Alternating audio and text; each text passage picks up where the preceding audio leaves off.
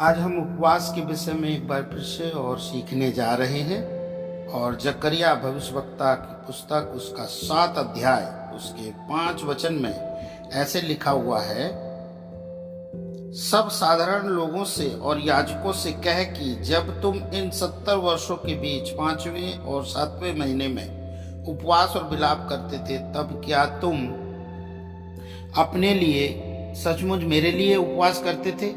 जब तुम खाते पीते हो तो क्या तुम अपने लिए ही नहीं खाते और क्या अपने ही लिए नहीं पीते हो? ये परमेश्वर का एक सवाल है। और परमेश्वर सवाल क्यों पूछ रहा है? जब ये इजरायली लोग उपवास के लिए परमेश्वर से पूछने के लिए गए हैं और परमेश्वर उनसे सवाल कर रहा है, ये पूछ रहे हैं कि क्या हम उन दिनों के समान उपवास और प्रार्थना करें, जबकि परमेश्वर ने पहले ही इनको बता दिया था कि उपवास का मतलब क्या है। और उपवास करके जो है परमेश्वर चाहता है कि हर एक व्यक्ति दीन और नम्र करे प्रभु के सामने में और अपने आप का त्याग करे और सच में परमेश्वर की उपस्थिति में अपने आप को रख दे, और वैसे उपवास से जो है परमेश्वर प्रसन्न होता है।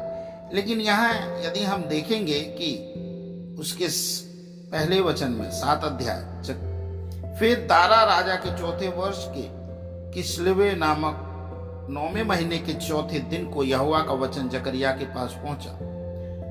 और ये लोग जो है परमेश्वर से पूछने के लिए, उसके जो याजक थे, कि हमें उपवास रहना चाहिए जैसे हम बीते 70 वर्षों में जो हम रहा करते थे और इस प्रकार से।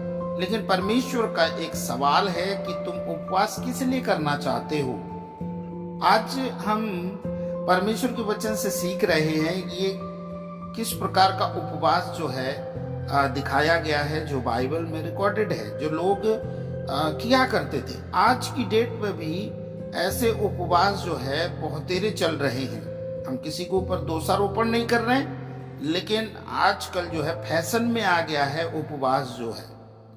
और इसी वजह से जैसे उस समय में जो इजरायली लोग पूछने जा रहे थे याजकों से कि क्या हमें उपवास करना चाहिए, तो परमेश्वर उनसे एक सवाल पूछता है कि तुम जो उपवास और प्रार्थना किए हो तो पहले भी तो तुम इसी प्रकार से किया करते थे, लेकिन पूछने की क्या जरूरत है।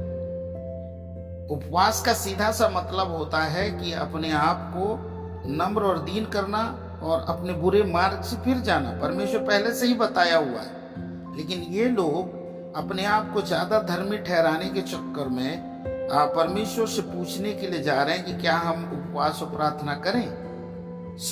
आज किसी के जबरदस्ती दबाव में या किसी का नियम कानून है इसीलिए आप उपवास और प्रार्थना कर रहे हैं, तो परमेश्वर एक सवाल आपके लिए करता है जो इजरायलियों से उस समय में किया था जकरिया भविष्यवक्ता के द्वारा। और वो ये था कि जब तुम खाना खाते हो तो क्या तुम अपने लिए नहीं खाते हो, जब तुम पानी पीते हो तो क्या अपने लिए नहीं पीते हो। तो परमेश्वर एक सीधा सा सवाल कर रहा है कि यदि तुम उपवास रहते हो तो वो तुम खुद डिसाइड करते हो कि हम भोजन को त्यागेंगे, पानी को त्यागेंगे और अपने बुरे चाल से, अपने अधर्मों से प्रभु से माफी मांगेंगे, अपने आप को सीधा करेंगे, नम्र बनाएंगे, दीन बनाएंगे, झुकेंगे। ये सब आपका एक डिसीजन है। परमेश्वर कभी किसी को दबाव नहीं डालता है कि तुम उपवास करो, लेकिन जब तुमने ठान लिया है और जब तुम्हारा ये स्वभाव है कि तुम उपवास और प्रार्थना के साथ में प्रभु की उपस्थिति में जाओगे और नम्र और दीन बनोगे, तो परमेश्वर निश्चय तुम्हारे पापों को क्षमा करेगा। लेकिन यहाँ पे परमेश्वर कुछ देख पा रहे थे और उनके उस व्यवहार को समझ पा रहे थे, और परमेश्वर ने इसीलिए इजरायलियों से सवाल किया कि तुम किस प्रकार के इस उपवास प्रार्थना को जो करना चाहते हो और पूछते हो। हम इसमें सीखते हैं कि आज की डेट में, आज के इस समय में हम भी कहीं ऐसे उपवास और प्रार्थना के चक्कर में तो नहीं आ गए हैं।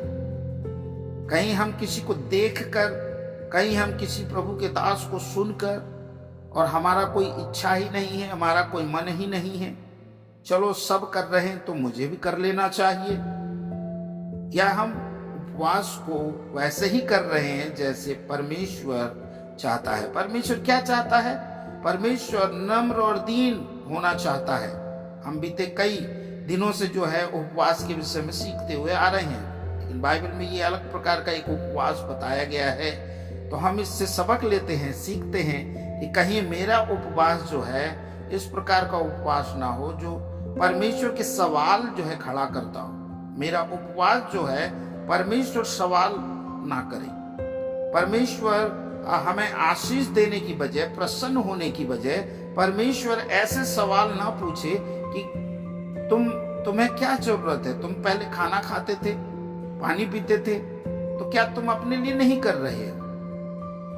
तो परमेश्वर जो है इस्राएलियों से जैसे सवाल पूछा, तो आज हम उस वचन के द्वारा से अपने आप का मूल्यांकन करेंगे और देखेंगे कि कहीं किसी संगठन या किसी चर्च या किसी व्यक्ति या किसी पास्टर या किसी आपके जानकार ने, आपके प्रिय ने आपको उपवास के विषय में कहा कि उपवास करो और आपने कर दिया, तो कहीं प्रतिफल ना आप ना खो दें। यदि इस प्रकार के उपवास और प्रार्थना में यदि आप चल रहे हैं तो आप अपने प्रतिफल कभी नहीं पाएंगे। लेकिन सच्चाई से प्रभु के सामने में, आपके आत्मा की अगुवाई से आप प्रभु के सामने में डिसाइड किए हैं कि मुझे खाना पीना छोड़कर प्रभु की उपस्थिति में जाकर प्रार्थना दुआ करना है, अपने आत्मिक जीवन को मजबूती देना है। तो ऐसे उपवास और प्रार्थना से परमेश्वर प्रसन्न होता है।